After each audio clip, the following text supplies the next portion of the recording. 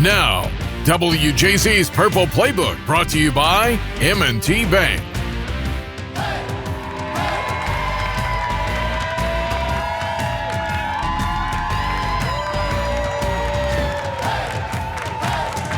Alex Glaze at Jimmy's Famous Seafood for Purple Playbook. Joining me as always, Ritter and Isaiah Likely.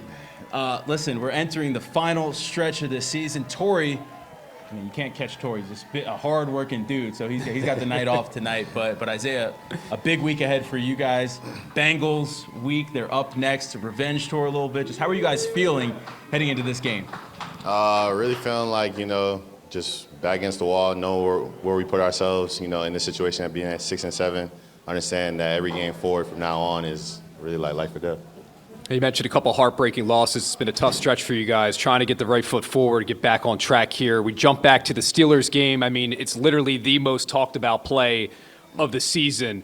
It was a touchdown. I'm going to say that now. Let's get that out of the way. I think the crowd agrees.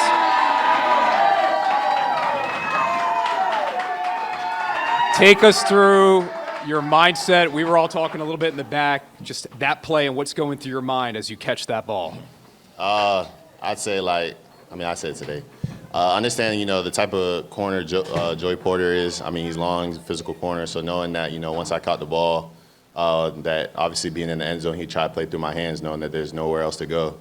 So just trying to keep the ball away, thinking that, once I put it up, the ball, high, and then moved it away from him after the first punch, that was enough to score. But I guess I was, enlightened on football rules. I mean, 2 feet. Come down. What more does he need to do? I mean, was there ever you can say it right now. I think the statute of limitations are good. Was it a touchdown to your? It was a touchdown, right? They got me. Oh, look, I do not have you if they come knocking for a fine. So I agree with not saying anything. But listen, just that's such a big play, big momentum play. Just from your standpoint, just I don't know, just how tough is it to overcome when something like that just doesn't go in your way? Because that wasn't the only call that was going against you guys in that game. You guys were really fighting an uphill battle the whole way through. Yeah, and I'll say really just, understand that, in those situations, when emotions are flying, everything, that the game's still going on. I mean, at the end of the day, it was second down. We still had a third down call. We went for it on fourth down. So understand that, the refs made their call. We lived and died by it, but we still had to score in that situation, knowing that we were down 5, chance to go up 1 and be able to go for 2 when our defense is playing great at that point, knowing that they were going to get us the ball back and be able to end the game on our terms. Yeah, now you guys getting ready to go into Cincinnati. It's going to be a tough one, right? Going on the road, another division game. Just what is the mindset going into this game for you guys? I mean, I know backs against the wall, playoff mode, but aside from that, do you really want to come out and make a statement in this game? Because it feels like just the offense, everything, just the whole team just hasn't been on the same page at all this season.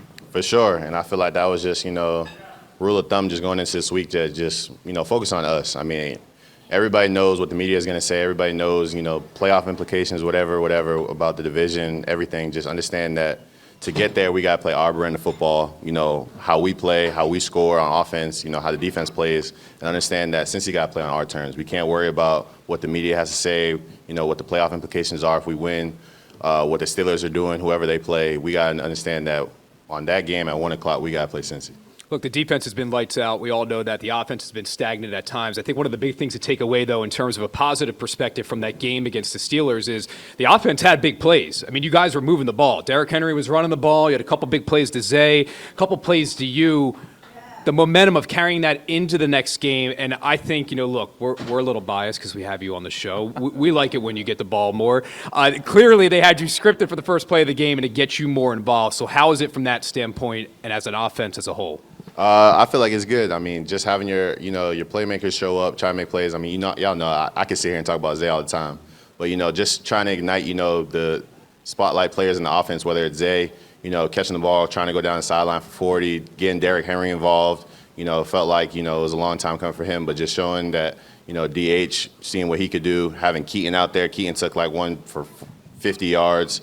And really just showing, how explosive we can be on offense. And now it's just, finishing that in the rhythm. Was that the mindset going into it, explosive plays and kind of on an offensive side, calling the plays to tee that up? For sure, and I feel like that just goes into knowing your opponent. I mean, we know the Steelers, we know the brand of football they play. We know that they don't play us the same way they play everybody else. So knowing that, watching film on games prior, how they played us going into that game. It was just, it was going to be a 60-minute battle of who's going to stand up. Yeah.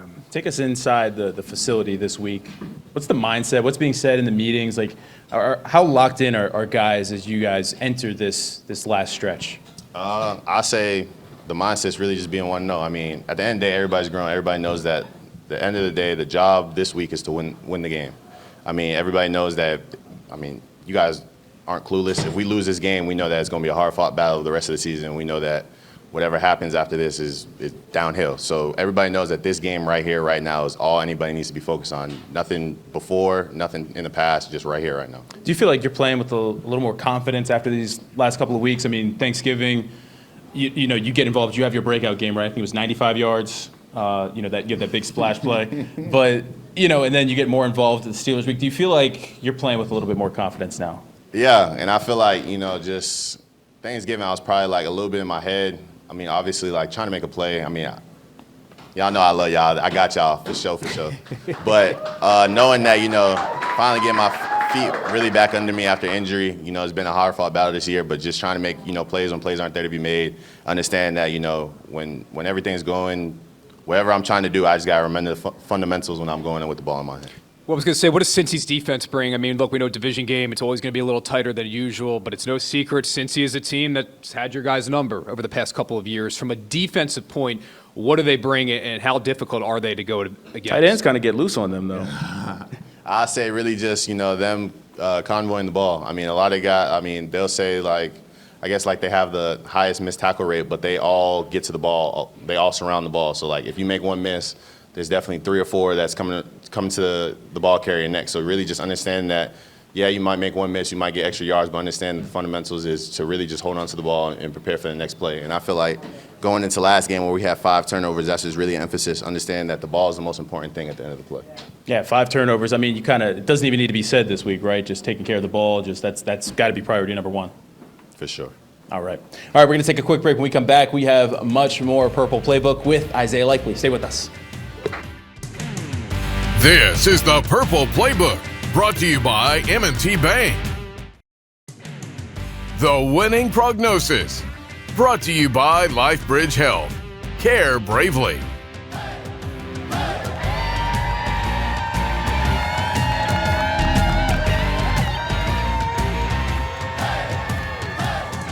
And welcome back to Purple Playbook, coming to you from Jimmy's Famous Seafood with Isaiah Likely.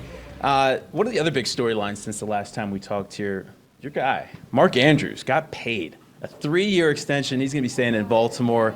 We know how close you guys are in that tight end room. Just how cool was it to see Mark get rewarded for all the hard work that we don't see behind the scenes? I mean, it's dope. I mean, just watching, Big Bro get paid, he's definitely well-deserving on what he's done to this point and what he's going to do in the future. Obviously showing that, it's more work than he is on the field. I mean, he's a vet for the team, thick and through. He takes rookies under his wing. The way he takes care of his body, the way he takes care of his players, he's definitely a pro's pro. I mean, look, we say it all the time. Torrey talks about it, too, on the teams that he was on. You got to have guys that put their ego in their back pocket in terms of getting the ball, in terms of getting paid. I think you making the comments that you made and that you made when you were first asked about it goes to show you just how special this tight end room is and how close you guys are.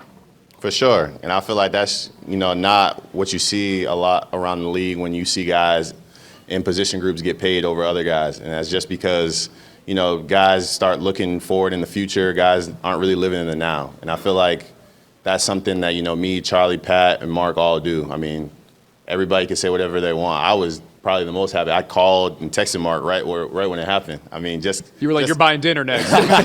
For real. Christmas is right around the corner. You know what I'm saying? But obviously, it's Big Bro. He showed me a lot since I got to the league. Obviously, seeing, the tight end market on what, Mark's been doing and the money that he just got paid. It's exciting for real. I guess when you do talk to your friends around the league and you realize how rare it is to have, guys in your room be really rooting for each other like that, does it make you a little bit more appreciative of the culture that they have here in Baltimore and just kind of, I guess, I don't know if it's luck or whatever, that you are here, kind of feeling that? For sure, and I tell all my guys, obviously when the offseason starts and I see all my guys around the league on other teams, I wouldn't trade my place with nobody nowhere. I feel like, when I got to the Ravens, they welcomed me with open arms. They took care of me. They really showed me, what it is to, be loved whether it's from the city, from the coaching staff, from the players, and really just took me under their wing. I was going to say, I think that we can't predict the future. Nobody knows what's going to happen, okay, but one thing I can predict is that you're going to get paid either way because you are one of the most talented tight ends in the league. With that being said, we've done this show for several years now. The way that these fans light up when you come in here, even behind the scenes, they're constantly shouting to you. I think you sense the love that Baltimore has for you, right?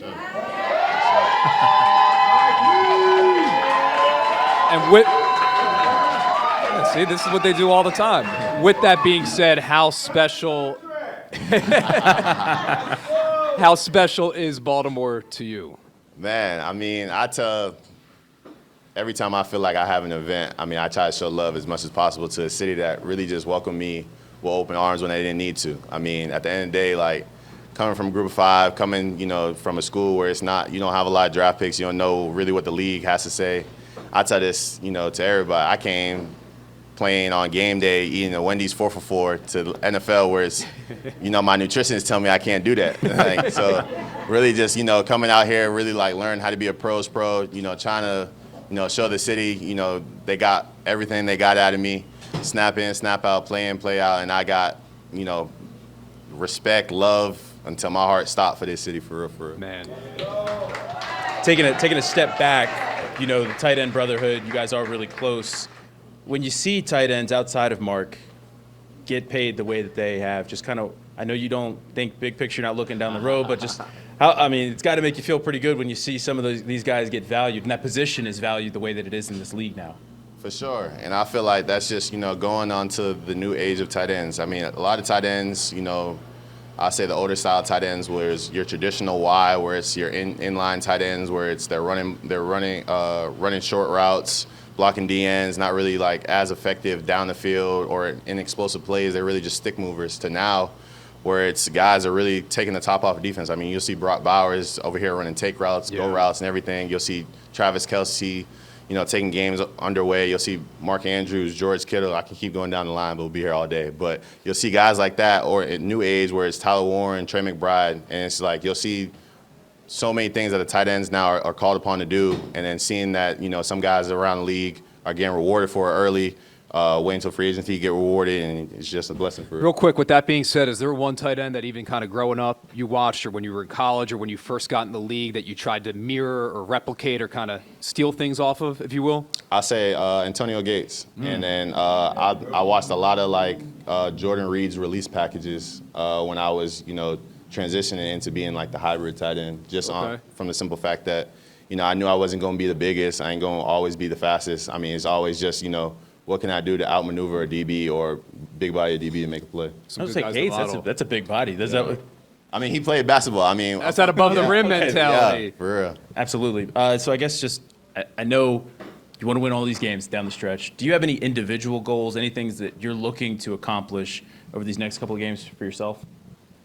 Really just showing I'm back for real, and really just, trying to get the team into the dance, because I know once we in the dance, y'all going to be excited on what's coming. Has that kind of been your mentality, though? Because I was just talking to Tavius about, coming back from his foot, and he was just saying how he doesn't feel it. He's feeling good. He's ready for Sunday.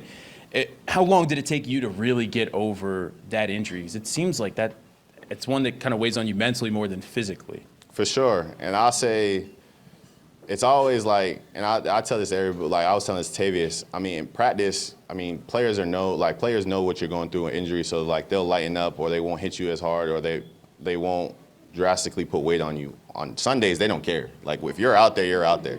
So like I told Tavius, like make sure you're ready on your time. I feel like I didn't really start feeling like myself running around and like cutting a little after I got back. So I felt like, just telling Tavius on what I've been through, just being able to make sure he's in the mental headspace on obviously down the stretch that we have to go through, and understand that if you're not ready, don't rush, because at the end of the day, you don't want to hurt yourself longer to be able to sit out and not be able to make your plays or put bad stuff on film where it's not you. Bigger than these next couple games. For sure. All right. We're going to take a quick break. When we come back, we got to talk holiday season. It's the last show with Isaiah before we get into the holiday spirit. So we're going to talk about what Isaiah's plans are and what maybe we're going to be doing over the holidays when Purple Playbook returns. This is the Purple Playbook, brought to you by M&T Bank. The Bottom Line, brought to you by M&T Bank.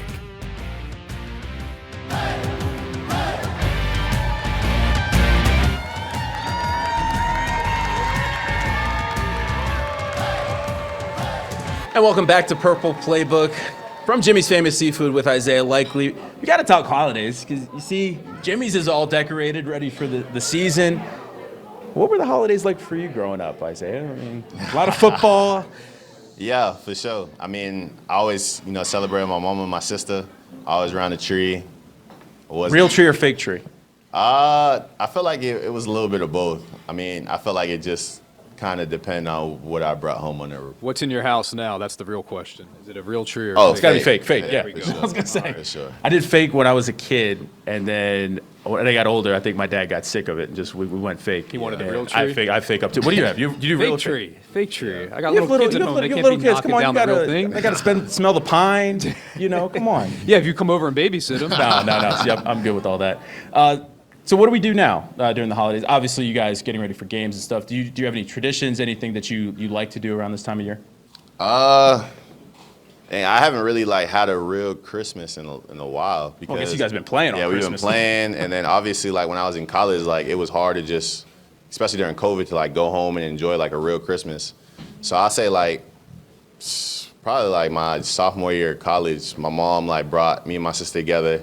My mom gave us one gift where it's non-negotiable, you can't return it, nothing.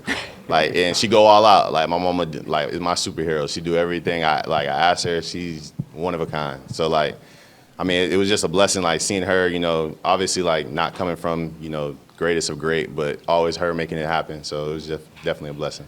One of the special things that we do at WJZ is we run this event behind the scenes. It's called Shrimp and Gifts. It's a holiday shopping spree. We take 150 kids throughout the city, various programs, to an undisclosed Walmart, and then some of the Ravens come shopping with them. It's this huge winter wonderland party. I can't say enough about this guy next to me, Zay Flowers, Torrey Smith, because year after year, look, these guys have so much going on. And, of course, they're in the middle of a season, and, you're trying to get treatment when you need to get it. Of course, practice. Every year, they show up. They say, what's the date? I'll be there. I'll spend an hour with the kids.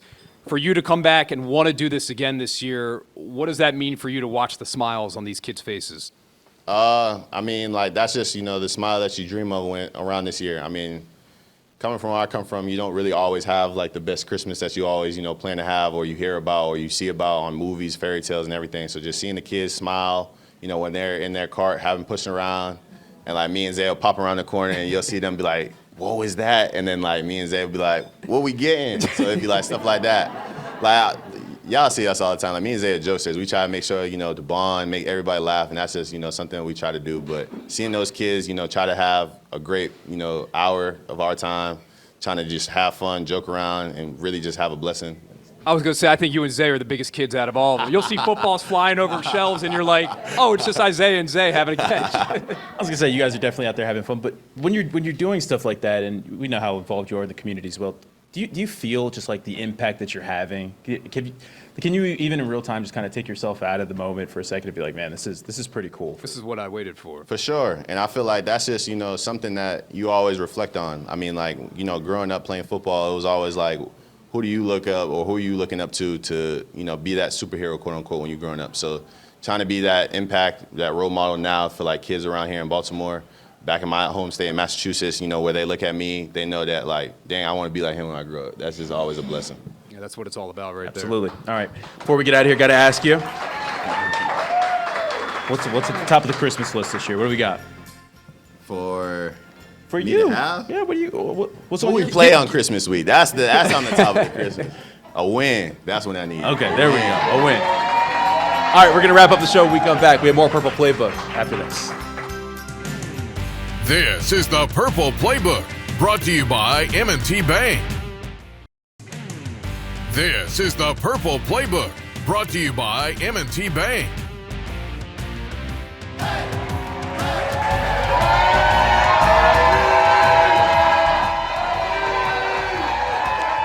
And welcome back to Purple Playbook as we wrap up the show.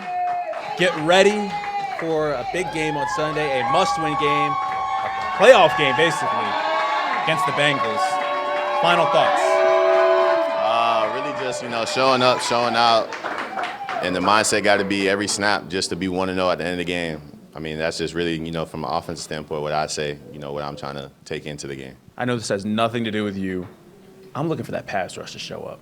It's been a couple weeks. Joe Burrow can't be comfortable back there. I mean, the defense has been great, but I'm really looking for that pass rush. I think that's going to be the difference in this one. For sure. I feel like, they've had a good day of practice today. I mean, just showing, And T-Rob coming back was going to help. Sure. T-Rob coming back. And just watching, them really just get after it. We'll see if T can go or not. Higgins, concussion protocol. But Jamar Chase, I mean, he's a problem in itself. It's a guy that always seems to find his, no matter what type of game plan you have for him. I say really. Be careful what you say.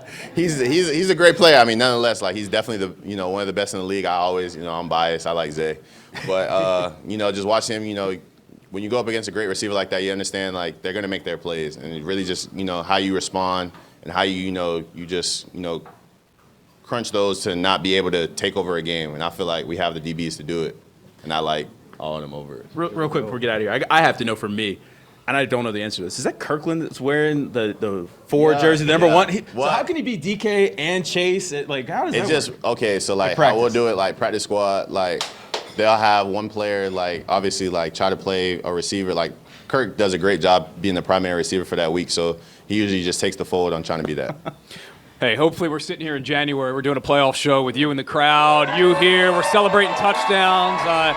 I just want to see you guys get in. Absolutely. All right, that's going to do it for this week's Purple Playbook. For Rick Ritter and Isaiah Likely, I'm Alex Glaze. Have a good night.